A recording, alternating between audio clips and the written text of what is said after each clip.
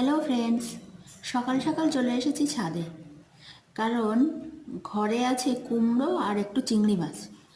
তাই ছাদ বাগান থেকে পুঁই শাকের ডাঁটা তুলতে এলাম।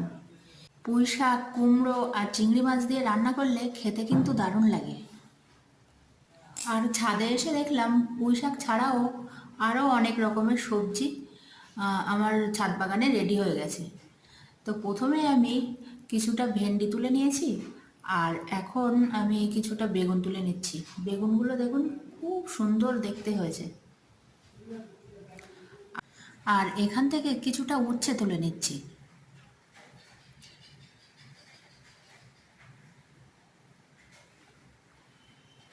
আর এদিকে দেখুন, দু চারটে বরবটি আছে, বরবটিগুলোও তুলে নিলাম। দেখুন, শুধু পুঁই শাক নিতে এসে ছাদ বাগান থেকে আমি উচ্ছে, বেগুন, বরবটি, ভেন্ডি মোট 5 রকমের সবজি পেলাম।